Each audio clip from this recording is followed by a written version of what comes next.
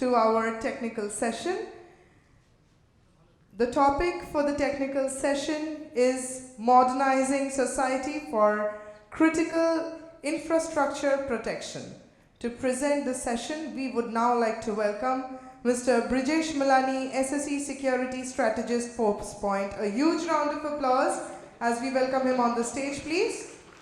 Mr. Miglani, SSE Security Strategist at Force Point, has over 18 years of enterprise cyber security experience and is currently leading strategic transformation focus for the SASE and ZTNA technologies in Force Point.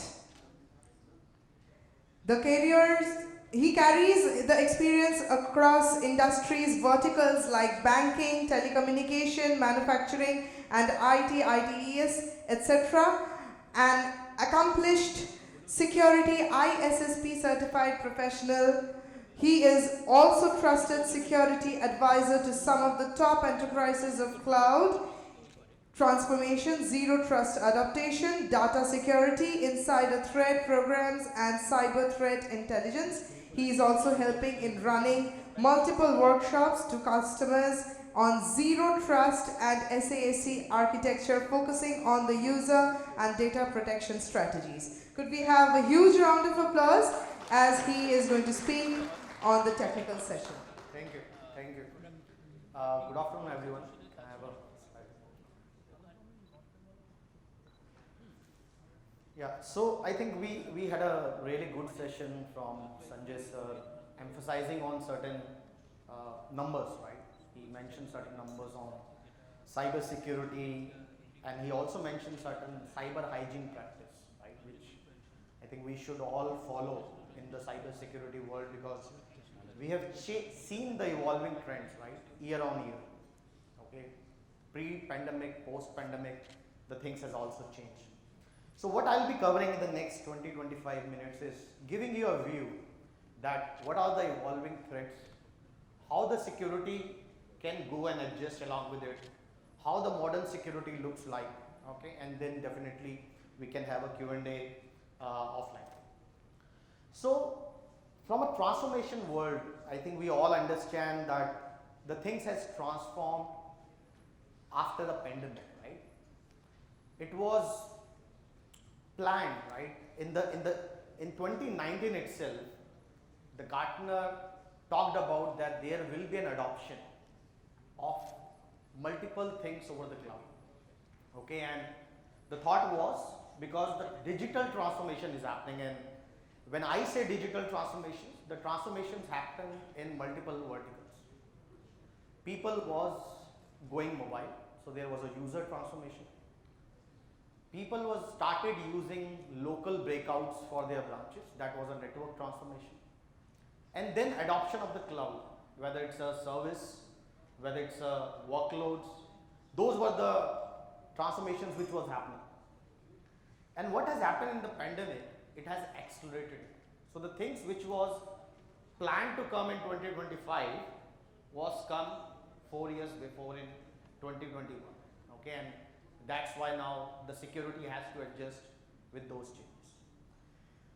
Now the thought previously was, from a security perspective, was that if there is a problem, put a solution. If there is a virus, put an antivirus. If there is a ransomware attack, maybe put certain technologies to protect it. If there is a spam, put an email security to protect it. So that was the approach. And it has resulted into multiple solutions, multiple alerts, managing multiple skill sets, and that all what Sanjay sir has mentioned, right? Where we have a challenge. Now let's go more deeper and see what are the critical infrastructure challenges.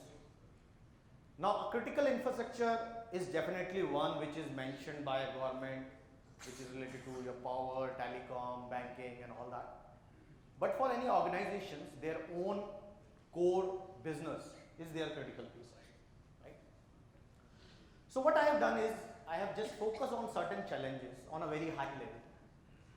And those challenges are, the first and the foremost is mobility workforce. And If I go and just 1.5 years back, when we all landed into a lockdown situation, I remember I was doing sessions with each and every customer virtually, because that was the learning time. People were not aware what will go and change during that time. The easy way was take your laptop, desktops, go back to your home, connect a VPN and start doing your activities. That was most of the customers was doing. So that was the first challenge which has emerged in the critical infrastructure. The second was that the adoption of cloud. Now adoption of cloud is not only limited to just a push which is there from Microsoft and people started adopting Office 365. People also understood that if we go and use our workloads like a cloud providers, it may be AWS, Azure or any other virtual platforms, they will get a benefit, right? Because it's a pay as you go model, right? You don't need to invest on a hardware. Hardware has a 5 years life cycle. Okay, so all those challenges started an adoption of these cloud factors. And then definitely there were challenges along with adoptions as well. And then the emerging threats, okay, and the nation states. And we have seen in the past, right, for the critical infrastructure, it was not just a DDoS kind of an attack. It's an attack which is typically impacting a human life. Right? So those are the things which was happening on the IT side of it. Now what has changed on the OT security side? Now OT security side, OT side, Industry 4.0 evolution started, right? Smart centers, smart sensors, smart factory, right? Automations, involvement of AI. All those also brought multiple challenges to the security. Emerging sensors, IoT, and I think as sir mentioned, everything is now IoT, right? You can, before reaching your home, you can just click of a button, switch on your AC, so that when you reach home, it will be cool, right? So all this IoT is getting associated with the end users, okay? And the challenge between an OT world is it's not currently regulated much, okay? There is a regulations which are there on the IT side because of the evolutions, because of the maturity, but not much on the OT side of it. And that's where we will go and discuss how we can bring a security to both the aspects. Now, a brief history. I think we all are aware that there was several industries revolutions which has done in the past, right? 1.0 started from some mechanics piece, electric factors started in 2.0, automation and production lines started in 3.0, and in 4.0 we typically talking about cipher physical systems. We are talking about robotics. We are talking about AI, okay, to increase the productivity, okay, to get a better ROI. Those are the things which, because of which the 4.0 getting adopted. Now, what has happened with the industry 4.0, right? So one, data is a common point, right? We all understand that data is a common point.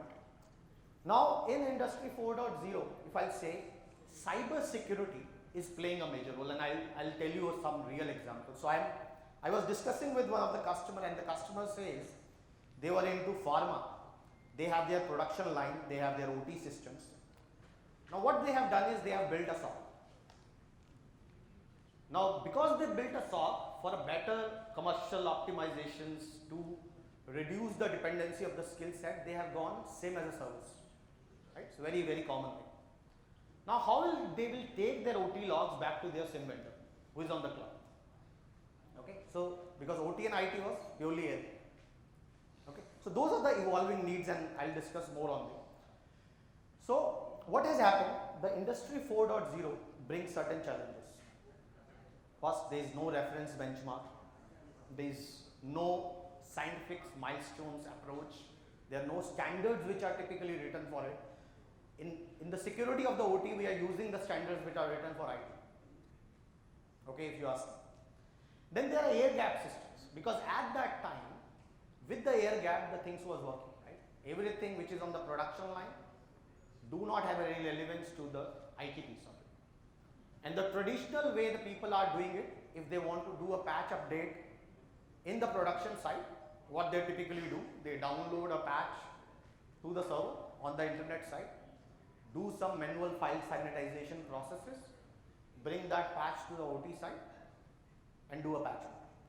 That's what is happening across most of the critical infrastructures, including defense. Okay, that was the state currently. Now, definitely 4.0 brings the benefits, right? It brings high productivity, better agility, innovation, right? You can do the things in a very faster way, new safety norms, and many other benefits because of which Industry 4.0 is typically gone and started. But if you see, and in the security we always says people, process, technology, right? Needs to be aligned based on those security, and the intent is how we can go and secure the data.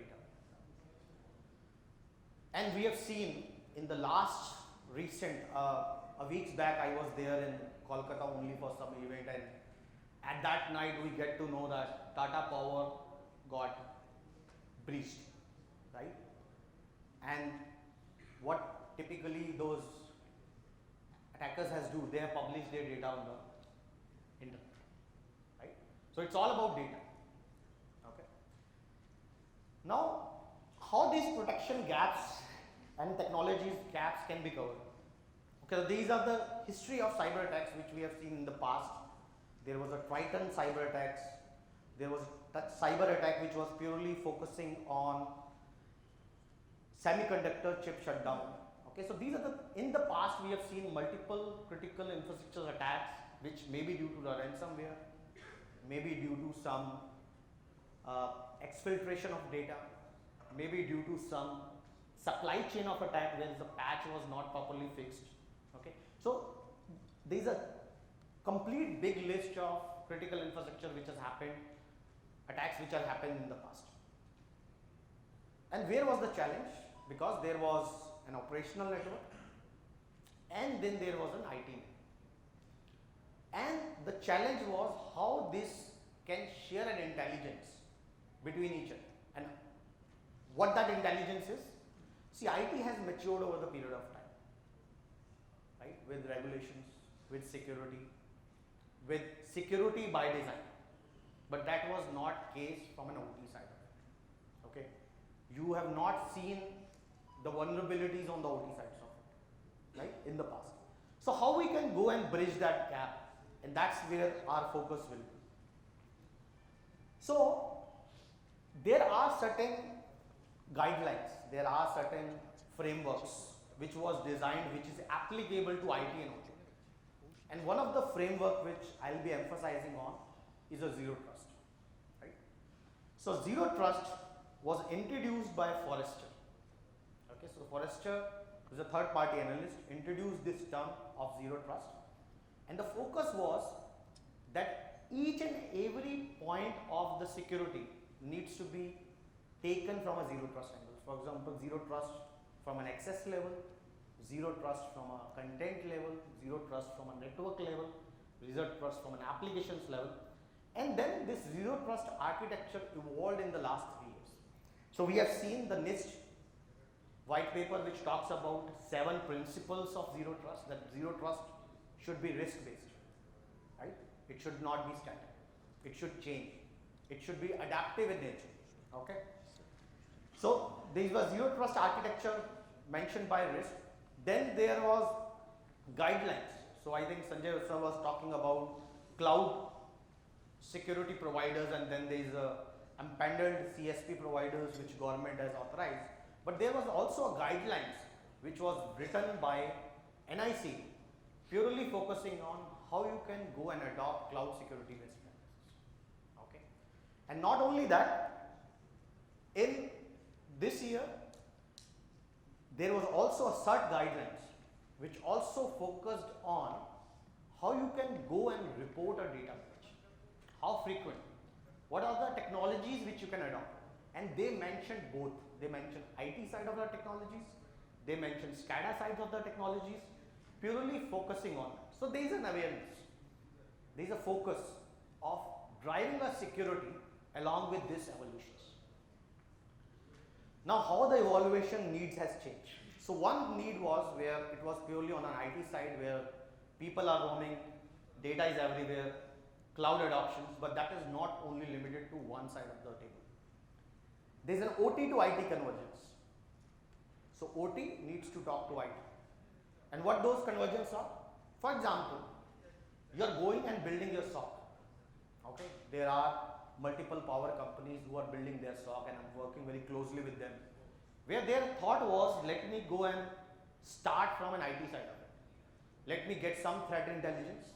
Let me get some SIM solutions. Let me get some SOAR solutions. Because the thought is, if I have a SOAR, I can automate everything. But that's not the case. So you have to understand your traffic flow. You have to understand what is your critical thing in the IT and OT side of it. Okay. So OT to IT convergence started with the SIM. Then OT data extractions. For example, I need certain data for a predictive maintenance on the OT side. Or I have a vendor who is working on my OT and he wants certain logs on the IT side.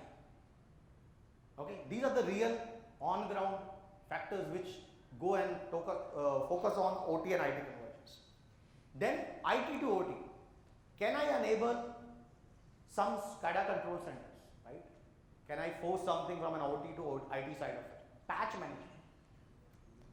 I'll tell you, in the last 1 year, I'm working with multiple critical infrastructures into power, into oil, into defense, just to automate their patch management on the OT side, which is all manual in nature till this time. Then OT to cloud, the one example which I mentioned, where you want your data to go to cloud, maybe to access certain applications, which may be there in the cloud, maybe to go and use certain services, feed certain data to it. So these are the evolving need of IT and OT. Okay, and that's where we can go and fit a system. So we started focusing on this from the last 15 plus years as a company.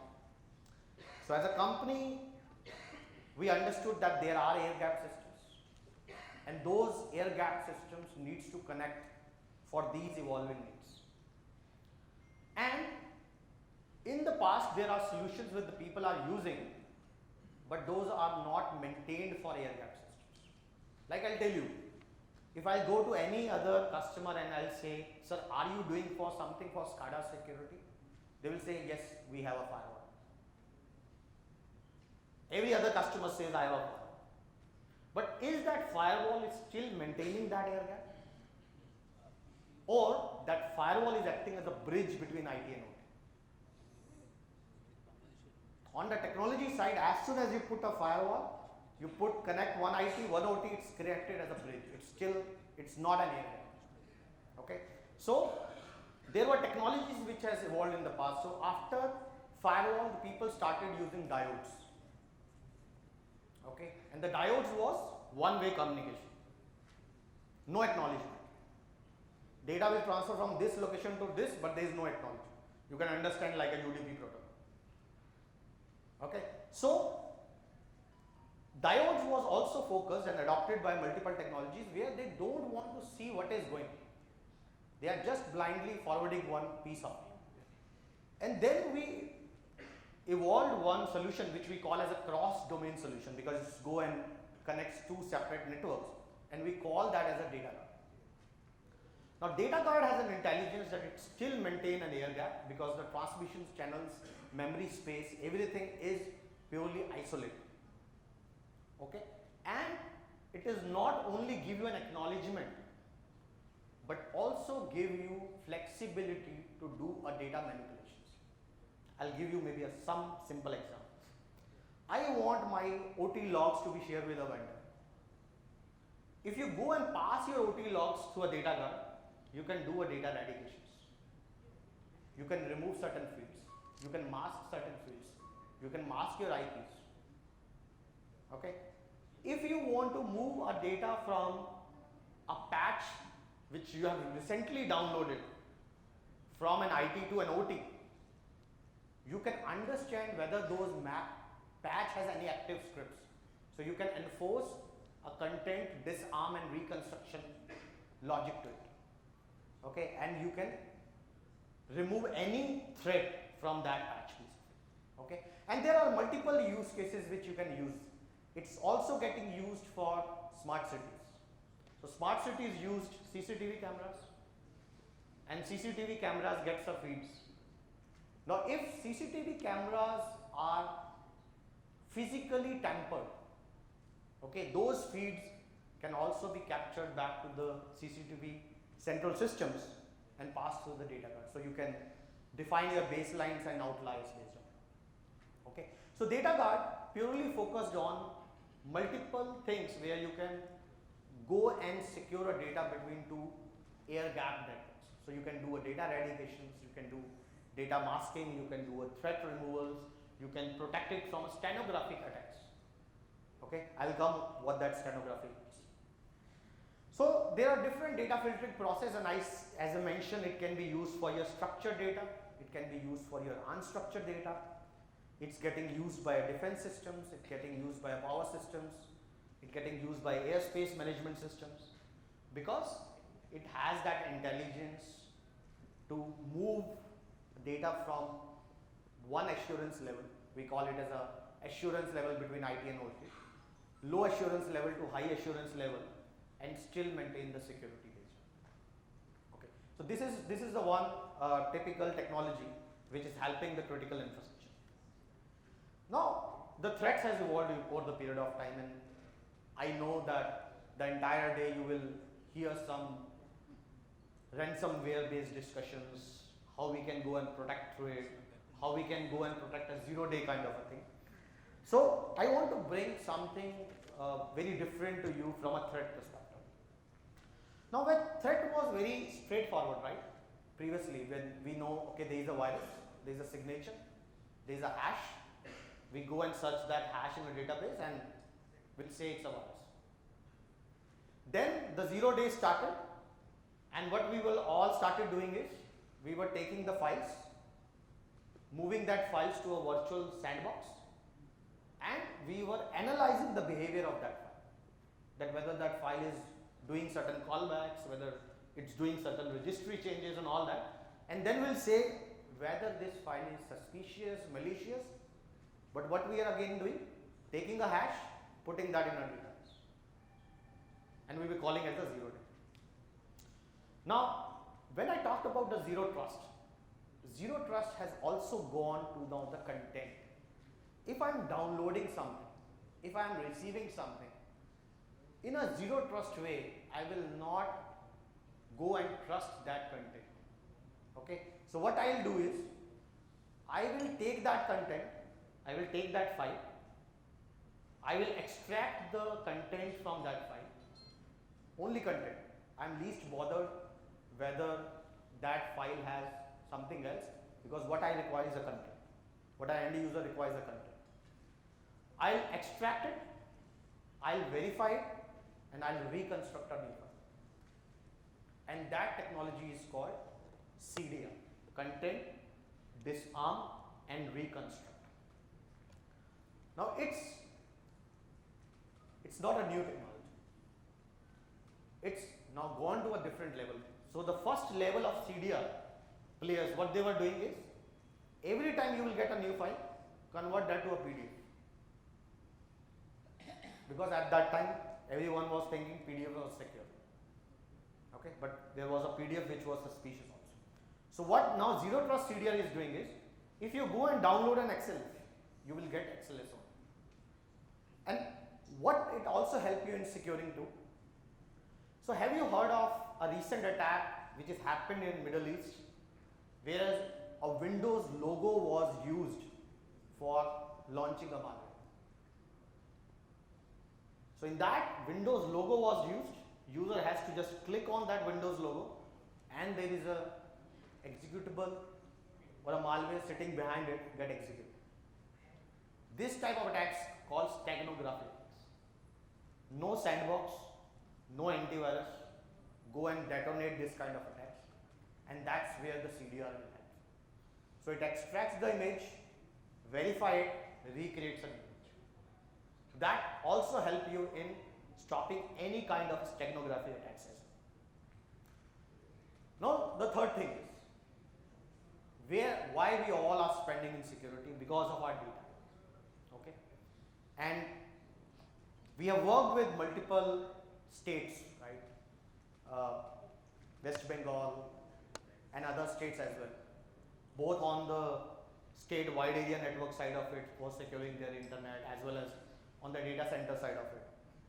And the thought is how I can go and secure my data across all the exit points. Okay, and that's what we are doing. So we are saying if the user is roaming, he has a laptop, we'll go and secure your data while he's roaming.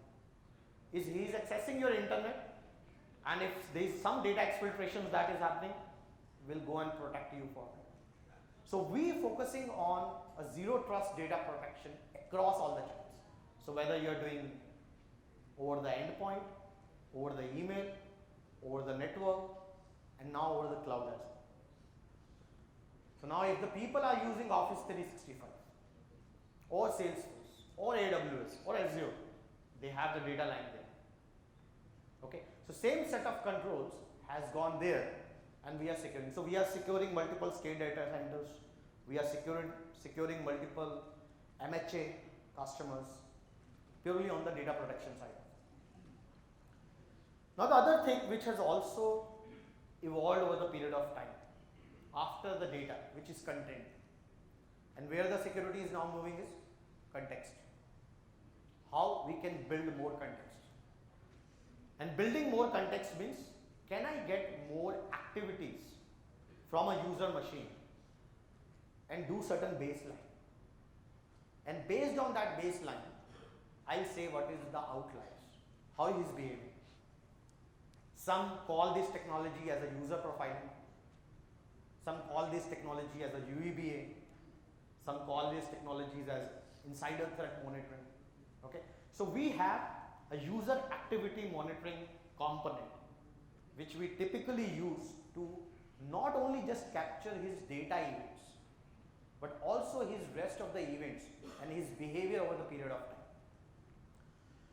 And this is typically help them to understand what are my user behaviors. Are there insiders? Are there compromised users? Are there malicious users? Because it will give all the activities. And the good part is, it also gives you a desktop video replay at that point of time. So I was presenting to one of the IT secretary in one of the state, and I was presenting around 8:30 in the late evening, and I presented him this solution, and he mentioned, I need this. His use case was, the state data center is outsourced to a third party. Now there's so much data things, there were so many activities which are happening. He wants to monitor these activities, create a baseline, so that he will get an early sign for any kind of a breach, and that's where the proactive monitoring starts. So that's one solution which focus on inside it. Now network transformation. Network transformation, we all heard, people are moving to local breakout. We want direct to cloud, direct to internet. There are so much terms which goes. And how we are securing it. So 2 years back, we were working with one of the biggest healthcare in India, a government healthcare in India.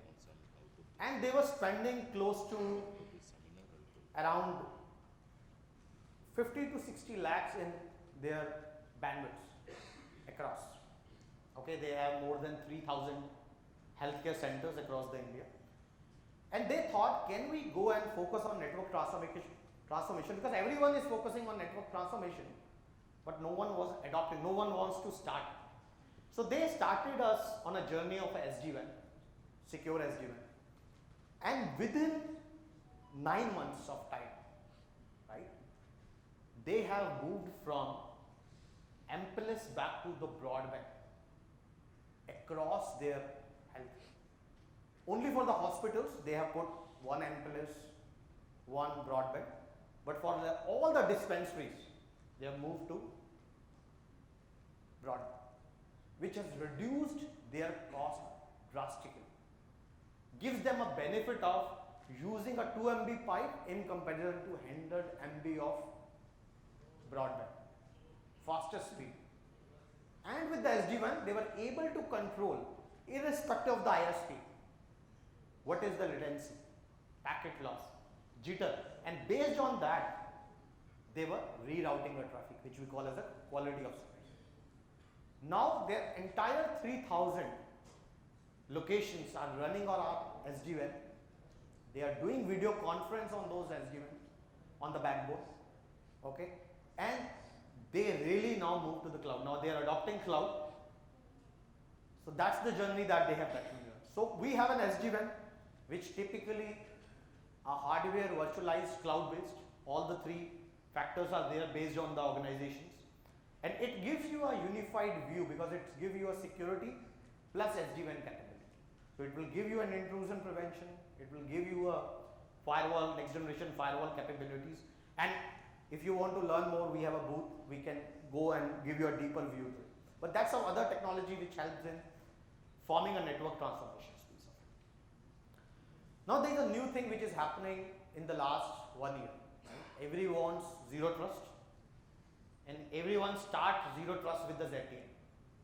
Okay, everyone says let's go and focus zero trust ZTN. As I mentioned, zero trust is a security model which needs to be adopted across all the pillars, right? So in the ZTNA, what is the benefit you will get?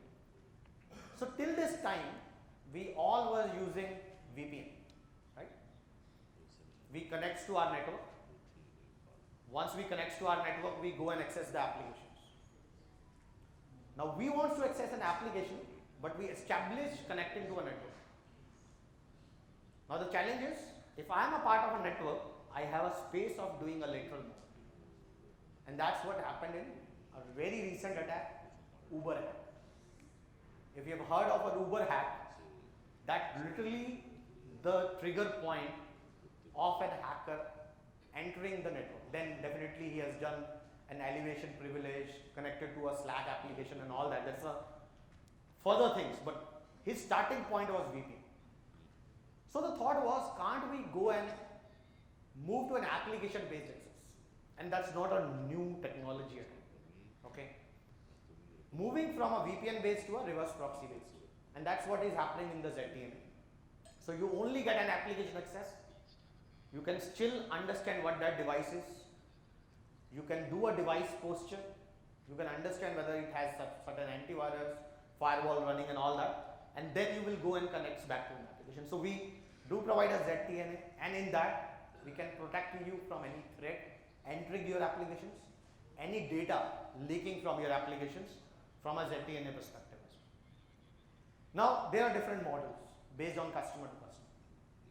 So few customers which are very cloud native, which focus that security needs to be delivered to the cloud.